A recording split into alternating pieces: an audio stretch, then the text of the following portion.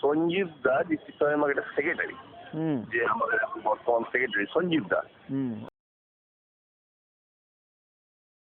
সঞ্জীব দাকে সমস্ত ঘটনাটা জানিয়েছি। হ্যাঁ সঞ্জীব দার ভাইয়ের একটা অ্যাক্সিডেন্ট হয়েছে, সঞ্জীব দা এই মুহূর্তে চেন্নাই।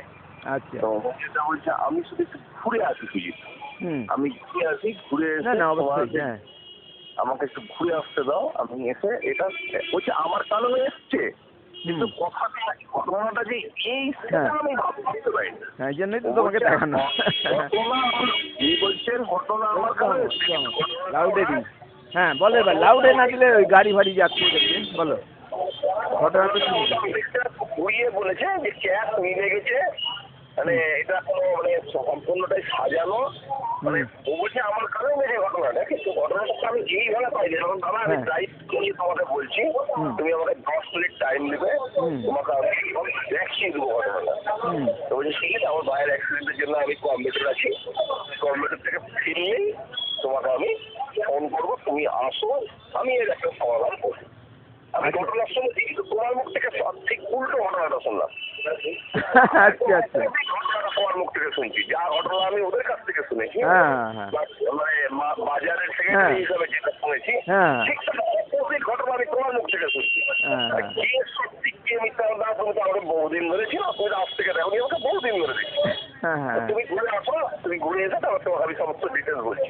হ্যাঁ দরকার হলে প্রমাণ দেখে নিবে তাই না তোমাকে তো দেখানো এই জন্যই আমি এখনই প্রমাণটাকে সামনে নিয়ে আনতে চাইছি না, যেহেতু হ্যাঁ, ব্যাংকের ব্যাপারটা হ্যাঁ। জড়িয়ে আছে। হুম কিন্তু আমি একটা জিনিস বুঝতে পারছি যে আমাকে এই প্রমাণটা আলটিমেট আমাকে সামনে আনতেই হবে।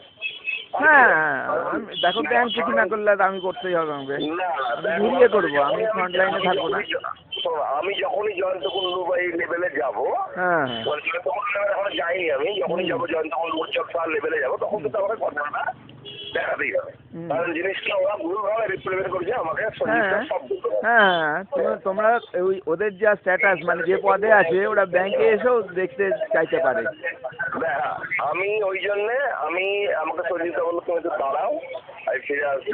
ব্যাপারটা হচ্ছে আমি শুধু অপেক্ষা করছিলাম যে ব্যাংক থেকে আপনাকে কোনো আপত্তি যদি না করে, তবে আমাকে এই প্রমাণটা কিন্তু এই সপ্তাহটা ব্যাংক থেকে যা করা উচিত এটা সোজা চুরি কিছু করলো না, পাশাপাশি আমি তোমার যে টাকাটা উঠানোর জন্য এবার আমি একটা জিনিস ক্লিয়ার হয়ে গেল যে আমাকে এই যেটা আজকে আমি গোপন রেখেছিলাম সেটা আমাকে ওই ওপেন করতে হবে, যে মানে আমাদের কাছে যে প্রুফ আছে সেই প্রুফটা এবার ওপেন করতে হবে, এটা একদমই গোপনে ছিল। এবার আমি সঞ্জীবটাকে আমি কালকে বলছি যে ঠিক আমি এর উল্টোটা শুনেছি, আমি ঘটনাটা বুঝতে পেরেছি আমি আপনার সাথে দেখা হবে, আজকালের মধ্যে দেখা হবে, ঠিক আছে? বুঝতে পেরেছি সেই জন্যই সবাই চুপ করে গেছে, উল্টো ঘটনাটা ওরা প্রচার করে দিয়েছে আর কি। উল্টো ঘটনাটা টোটাল উল্টোটা বলছে সঞ্জীবটা। বক্তব্য হচ্ছে তুমি যা বলছো সেটা যদি সত্যি হয় তাহলে আমার কাছে যেটা এসছে তাহলে সেটা পুরো মিথ্যা, হ্যাঁ আর ওদেরটা যদি সত্যি হয় তাহলে তোমার কথাটা পুরো মিথ্যা। তাই হলো যে আপনাকে সত্যি মিথ্যা এখন ডিসিশন নিতে হবে না, আপনি আমাকে বহুদিন ধরে চিনেন, আপনার সঙ্গে সম্পর্ক, আপনি মাল্লা ফিরে আসেন, আমি আপনাকে সমস্ত